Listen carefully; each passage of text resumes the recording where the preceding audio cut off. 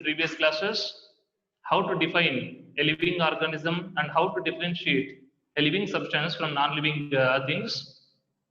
In the part of that, we discussed some important properties, some defining and some non-defining properties we discussed in last class.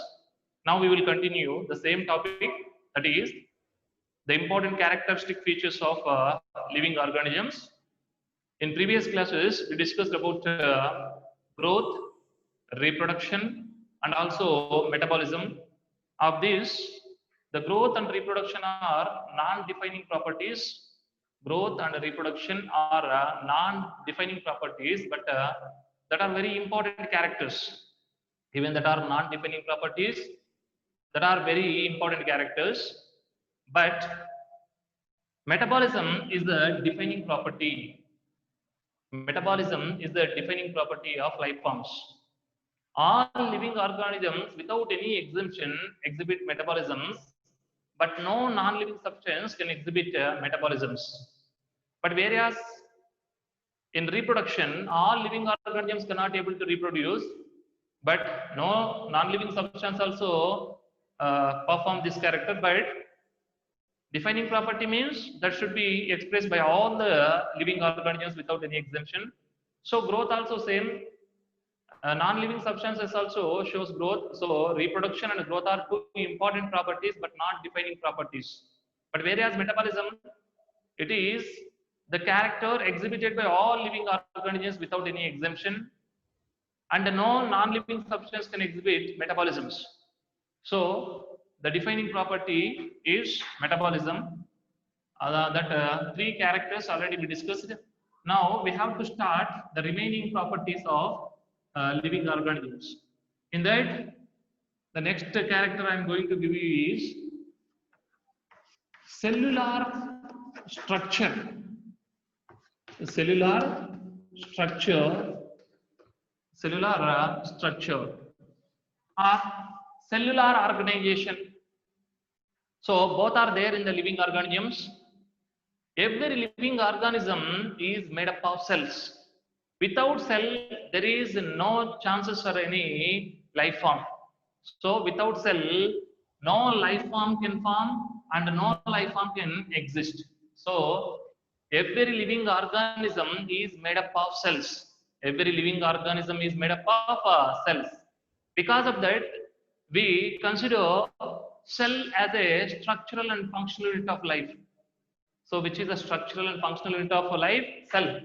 So without cellular structure or without cells, there is no chances for living organisms. So living organisms cannot develop or cannot originate without cells. Cells are the structural and functional units of all living organisms. Without exemption, every living organism possesses living cells. Okay. So here after death of organism, the cells will die. So here living organisms possess living cells, but no non-living substance possesses living cell. Okay. That you have to keep in your mind. Here in the living organisms, the cells may have two types based on the state of nucleus. It is of two types, prokaryotes and eukaryotes. Maybe you all know that. The cells that present in the living organism are of two types, prokaryotes or prokaryotic cells and eukaryotic cells. Prokaryotic and eukaryotic cells. Prokaryotic cells and eukaryotic cells are the two types of cells that present in the living organism. So every living organism is made up of only cells. Without cells, there is no chances for any living organism. There is no chances for origin of life without cells. So cells are the structural and functional units of life, and no non-living substance possesses living cells. Okay. If you observe the wood, after death of a tree, it will modify into a wood. That wood also contains cells, but that are died cells. There is no living cells in that. But all living organisms must be possess living cells. So here, what is the main difference between between this prokaryotic and eukaryotic cells? There are two types of cells present in the life forms. So all life forms are made up of cells.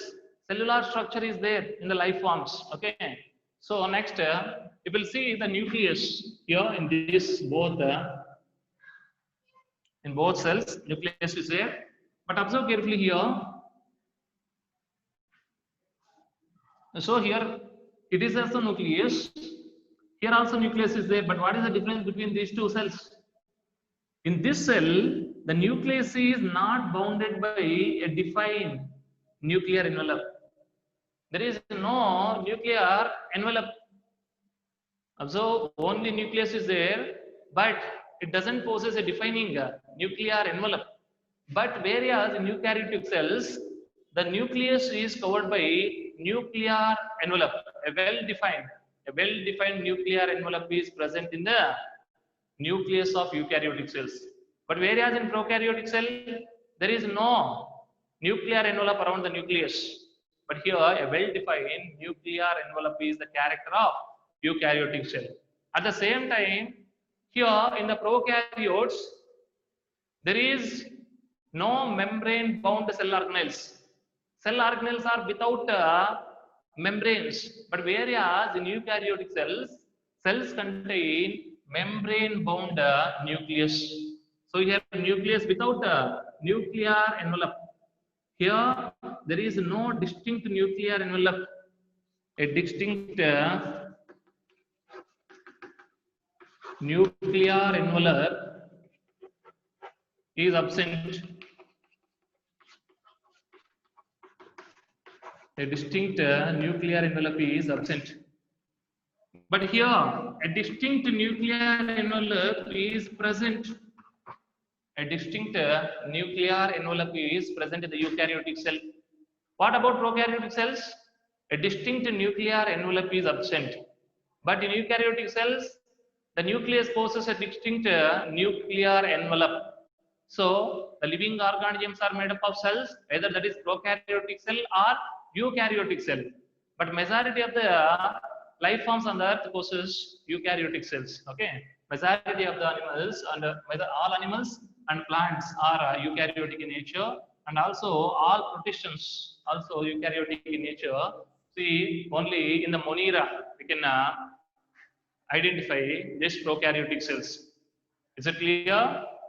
Life is a cellular structure. Without cells, there is no chances for the formation of life. All the life forms are made up of cells only. Without cells, there is no chances for life. Okay. So, because of that, we can consider this as a defining property of life.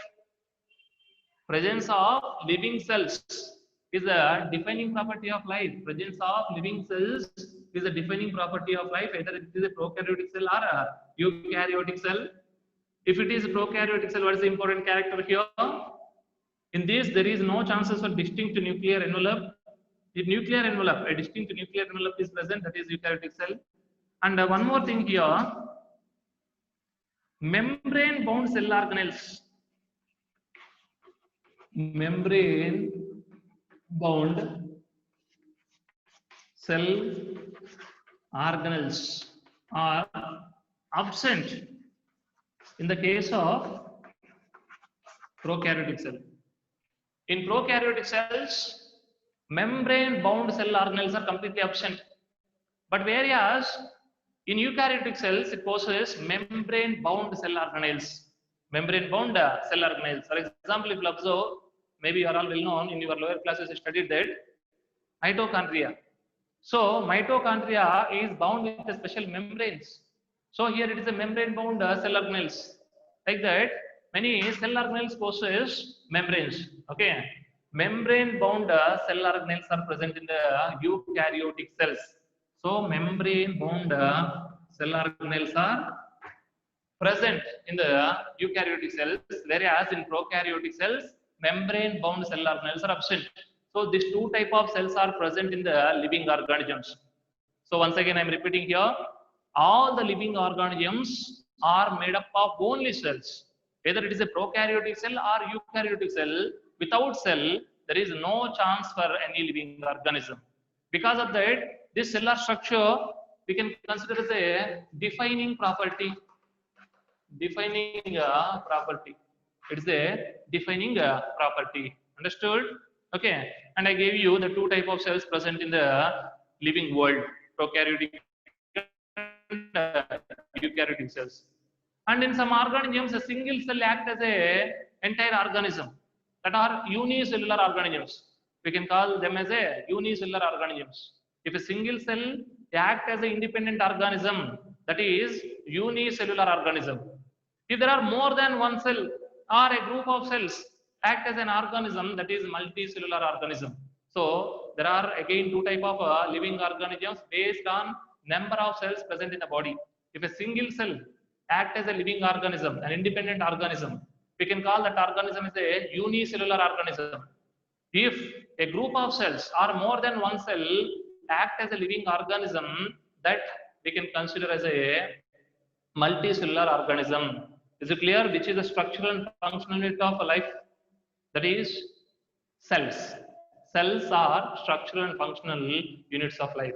And after that, these cells are not independent in multicellular organisms. In multicellular organisms, all the cells together perform similar function and modifies into tissues.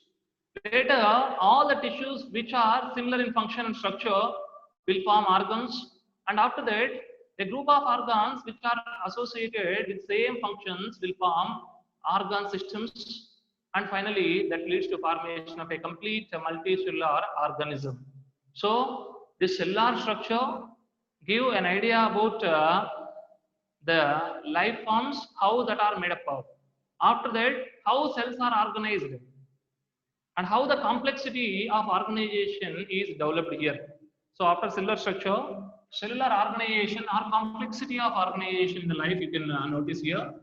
Same cellular organization, as already I told you, without cells there is no life. Cellular organization, without cells there is no life forms here. And here in the cellular organization, one thing you should notice here, maybe you all know that every substance in the nature is made up of minute structures which are known as atoms. Atoms. A group of atoms will form molecules. A group of atoms will form molecules.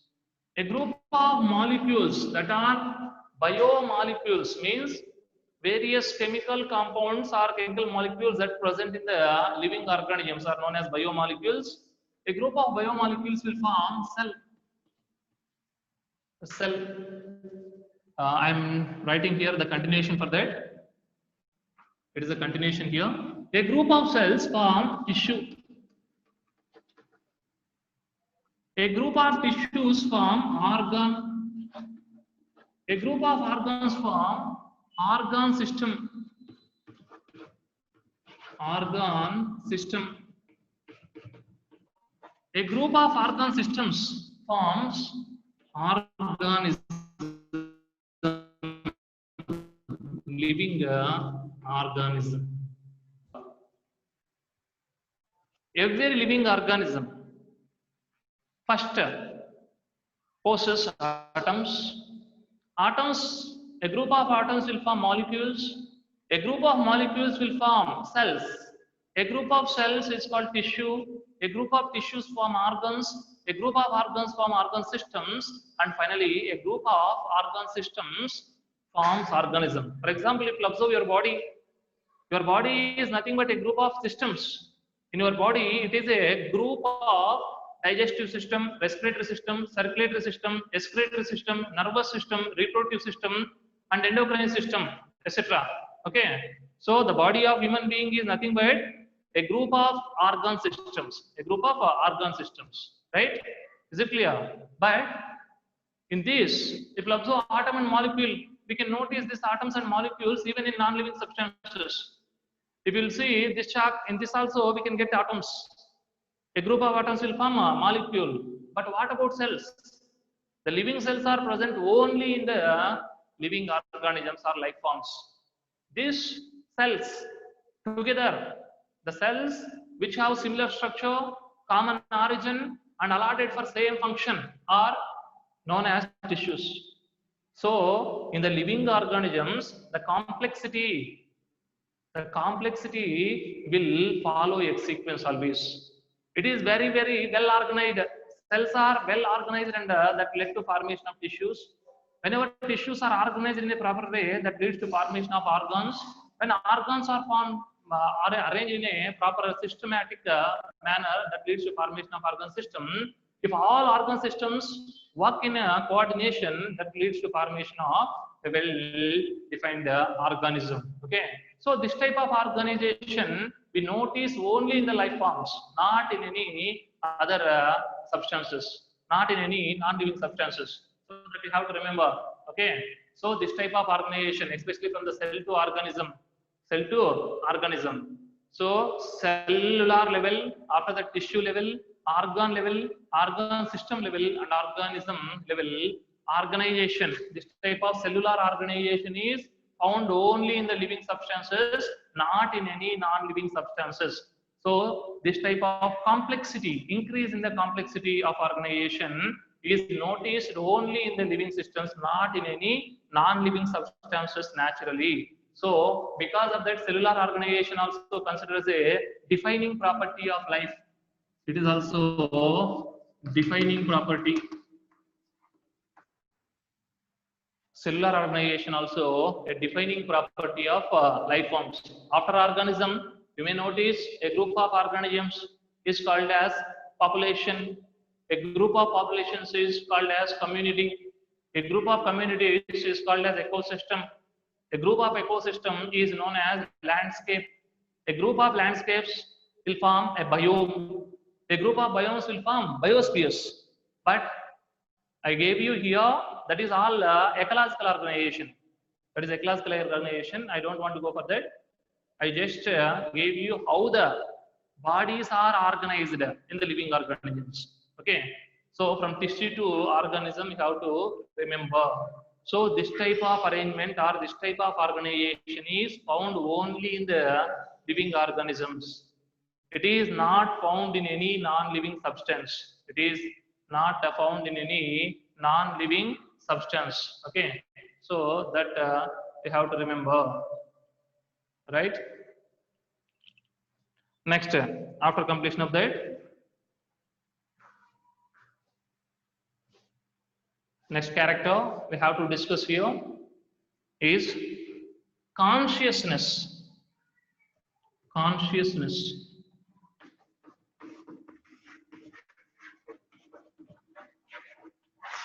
Consciousness. The next important property of life forms, that is consciousness. See, what is consciousness? It is the ability of an organism to respond to any stimulus. The ability of an organism to respond to stimulus. For example, if a snake will enter into your house, what will happen? If a snake will enter into your house, what will happen? You will only try to escape from there. But what about the chairs, benches, and all there in your house?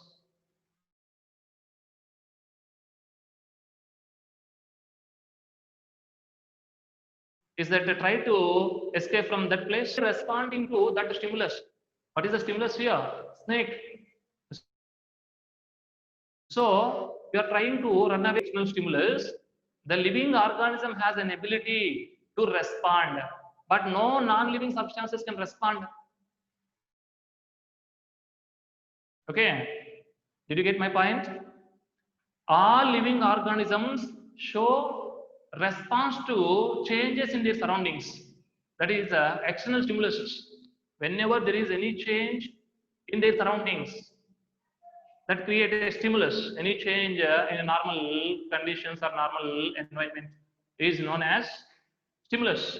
So whenever there is any stimulus, the living organism will show its response. It is known as irritability. What is irritability? Irritability. Write down what is irritability.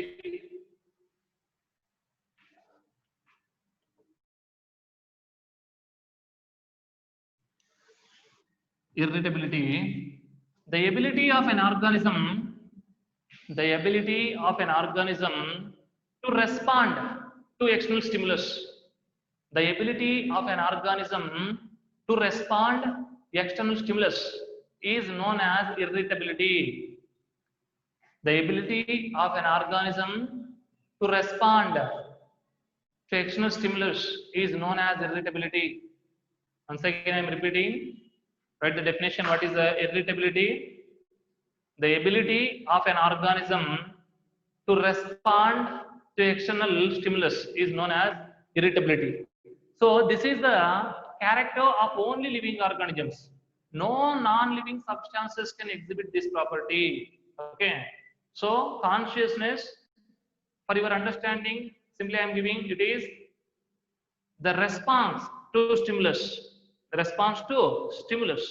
Whenever there is any external stimulus, living organism will respond to that.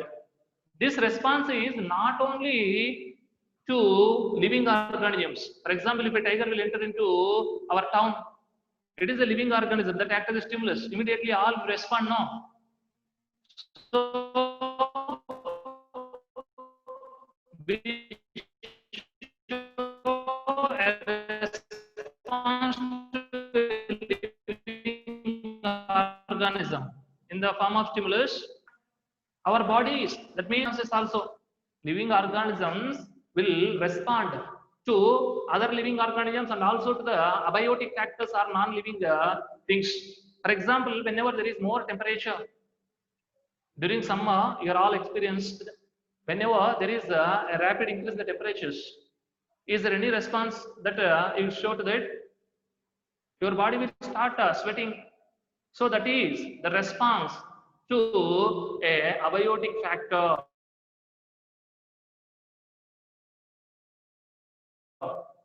If the temperature is there any response that your body show that? Your body start shivering. That is also a response. So your body shows a response to temperature, which is a abiotic factor or non-living thing, right? So that is the response by the animals. Then what about the plants? What about the plants?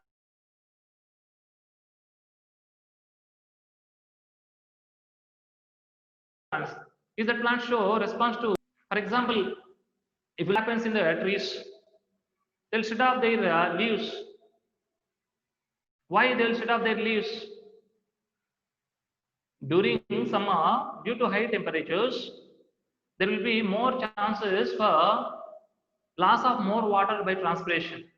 So to avoid this transpirational loss, they will set off their leaves to overcome from that condition. It is a response of a plant to temperature. At the same time, every plant, especially all flowering plants, required a particular time period to expose to the sun or daylight. Then only there will be chances for production of flowers. So every flowering plant must be exposed at least a particular time to daylight for flowering. That is known as photo period. Photo period. Photo period. Photo means light. Period means time period. Photo period means the time period to which the plant, in which the plants will expose it to daylight. Daylight, okay, or sunlight. Every plant required a particular photo period. Different plants have different type of photo periods. For example, you will see the sunflower. Always it will rotate in response to the direction of sun, because it requires more light or it will expose more daylight. Then only the flowering will be there. And if you observe the vegetables, for example, the tomato or the brinjal, this type of plants require very less photo period. That require very less photo period. Based on the length of photo period, the plants can be divided into two types: short day plants, long day plants. Short day plants, long day plants. Why I am giving here? This is, even plants also show their response to abiotic factors. A particular time period, every flowering plant should be exposed to daylight, which is required for the flowering. Otherwise, there is no chances for the flowering. What is photo period? It is the duration of daylight which is required for the plants for flowering. The duration of daylight, the duration of daylight which is required for the flowering in the flowering plants. This photo period differs from species to species in the plants.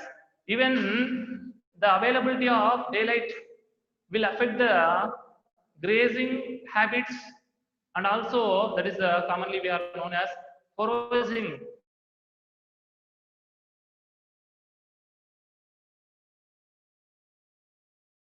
habit, and also reproductive activity. Span is less in some seasons. In some seasons, the length of day is more. So, if the short day is there, the animals have to return to their home early in the evenings. So, they lose their time to, if there is a lengthy day, a long day period is available, a long day period is available, automatically more time is there to search the food and also to search the mate for the reproduction. So the foraging habit, that is grazing or food collection habit of animals, the foraging habit of animals, and also the mating or reproductive habit of animal also depends upon the photo periods, right? So that you have to remember. Is it clear? Consciousness or respond to stimuli. Consciousness or respond to stimuli is the defining property of life forms. All life forms exhibit this defining property. It is also a defining property. What is irritability? The ability of an organism to respond to external stimuli is known as irritability. It is the only character of life forms. No non-living substance can respond to any stimulus. The living organisms can respond to biotic and also abiotic factors. Biotic and abiotic factors. For example, photoperiod is required for plants for flowering, and this photoperiod also decides the foraging habit and also the reproductive abilities and reproductive chances of animals. Okay, so that you have to remember about the consciousness. Now, one thing you have to remember: if a person is in unconsciousness, if a person is in unconsciousness, commonly we are using the word coma. If a person is in coma, is that person is considered as a living or non-living? Can we consider that person as a living or non-living? If a person is in coma or unconsciousness, if a person is bedridden, she or he, if they are on bed, there is no response. Even if a person is in coma, even a snake will enter there, or even there is increase in temperature or decrease in temperature. Is there any response by that person? No chances. The person won't respond to external stimulus. Then is that person is living or non-living? I told you consciousness is defining property of life. Means every life form exhibits this character, consciousness. But what about the patient in coma? The coma patient cannot show response to any external stimulus. Then is he living or non-living?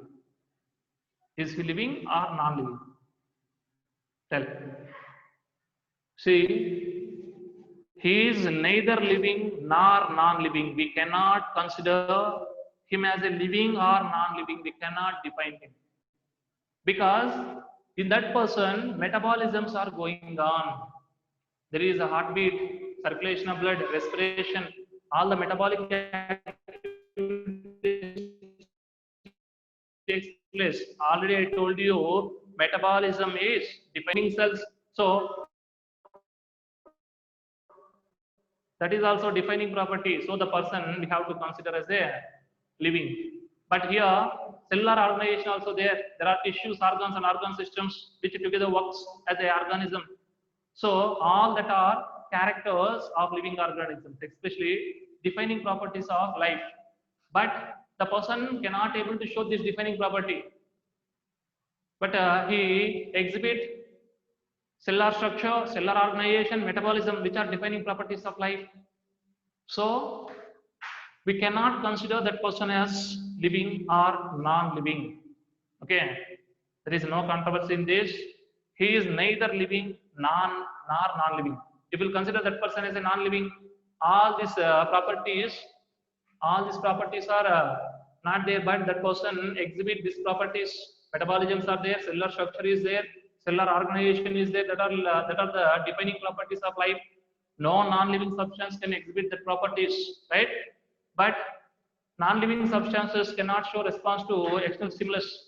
But this person also not showing response to external stimulus.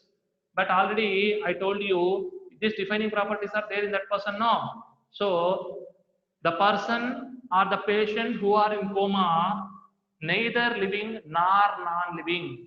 We cannot consider him as a living or non-living substance. Okay, so that also you have to keep in your mind.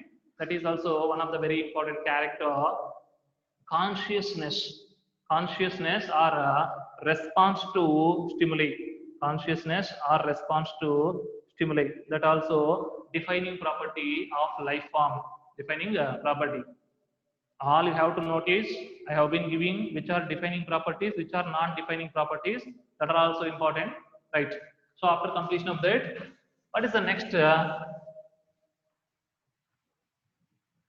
What is the next important character of living organisms? The next important characteristic feature of living organism here, that is lifespan.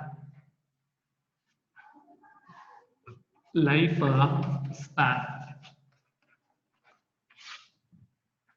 Living organisms has a lifespan. Living organisms have its own lifespan. So lifespan is there for every living organism. What is this lifespan? Simply we can say lifespan means the time period from the birth to natural death. The duration of time between birth to natural death is known as lifespan. From birth to natural death of an organism, the time period is considered as a lifespan.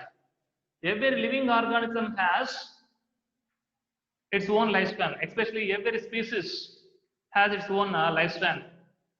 Some species have very short lifespan. It will complete its life cycle and lifespan within some months. And some animals or plants have a long lifespan. So different species of organisms have different lifespans. For example, if we'll see a chair or a bench or a fan or a TV, is there any particular lifespan for that? We cannot guess. We cannot confirm the exact lifespan of that. But what about living organisms? Living organisms has lifespan from birth to natural death. What is the time period present? That is known as lifespan. So after completion of lifespan, what will happen? The living organisms will die. So whenever the lifespan will start almost reaching the final stage, all the systems of the body will start degeneration or breakdown. Finally, the vital systems of the body will stop working. That leads to death. That leads to death. So one of the important character of life forms, that is death. Do you know what is lifespan? Lifespan is the time period between birth to natural death of living organisms. All the species have a particular lifespan. Some living organisms have short life periods and some have long lifespans. But non-living substances does not have lifespan. Okay. For example, if you buy a car or a bike, they will give you a particular expiry time or they will give you a lifespan. Okay. So even after 15 years or 20 years, you have to dispose that. That is actually life span. Okay. So the lifespan is naturally there for the living organisms, but the lifespan of non-living substances also fixed, okay, by the manufacturing agencies. Okay. So for example, a medicine, they will give you expiry date.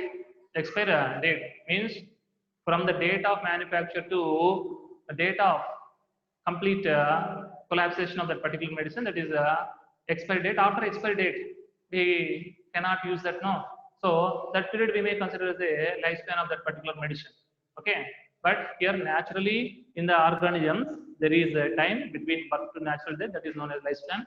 And after completion of lifespan, the organisms will die. The organisms will die. See, death is the final destiny of all living organisms except unicellular organisms. All multicellular organisms will die after completion of their lifespans. In natural conditions, after completion of lifespan, all the living organisms will die. That is the breakdown of vital organ systems in the body, which leads to stoppage of vital actions like heartbeat and respiration. Okay. So what is death? The breakdown of vital organs or major organ systems and tissues, which may finally leads to stopping of vital life processes like respiration and heartbeat. That leads to, that is death. Okay. Death means breakdown of tissues. Breakdown of tissues or degeneration of organs with the increase of age by the process of aging or senescence. By the process of aging or senescence, the functional ability of tissues and organs will be slowly reduced and finally they will stop working. When the vital organs will stop working, then the body cannot show metabolic activities, that is known as death. All multicellular organisms will die. So human being also, you all know that after completion of lifespan, every human being will die. Okay. So we have to keep in our mind, we will also finally go for this character. But what about unicellular organisms? See, in unicellular organisms, already we discussed that. Growth and reproduction. Now, observe carefully, it is a single cell or a single organism, unicellular organism. If it divides, it will modifies into two daughter cells. So the protoplasm or the cytoplasm which is present in this cell does not die. There is no death of this because it is split and transformed that protoplasm to daughter cells. So this type of organisms never die. Again, this organism will divide and produce daughter cells like this. So this organism never die because it undergo the process of growth or reproduction. It will give rise to new cells or new organisms. So in unicellular organism, there is no death for this. These are immortal organisms. The only non-living organisms which are immortal, they cannot undergo the process of breakdown of vital organs and stopping of function of all vital organs, that is death. These are unicellular organisms, just a single cell. That single cell will divide and modified into daughter cells. So there is no death for this. Again, this will divide and modifies into new cells. So there is no death for this. So the protoplasm will continuously transform from one generation to another generation. Because of that, there is no death for unicellular organism. Okay. Except unicellular organisms, all multicellular organisms will die. That you have to remember. Okay. This is also one of the important property, and it is the character of majority of the life forms except unicellular organisms. All multicellular organisms will die, but no non-living substance can die. No non-living substance can die. It is not a defining property of life forms because unicellular organisms cannot exhibit this, no. So it is not a defining property, but one of the very important character of all multicellular organisms that you have to remember. Well, in this class, what we discussed? In this class, we discussed some important characteristic features of life which helps us to define what is life. What is life? In the part of that, first I gave you cellular structure, and after that cellular organization, consciousness or response to stimuli. These three are the defining properties. Cellular structure, cellular organization, and consciousness are the defining properties of life forms. Along with that, lifespan and death are also important characters of life forms. Along with this, as I already gave in previous classes, some more important characteristic features also there that we have to discuss, that are energy flow, evolution, adaptations, homeostasis. Okay, like that some other characters, important character features of life are there. In next class, we will complete all other important characteristic features of life forms. And after that, we will start the next topic, the diversity in the living world. Diversity in the living world. Thank you.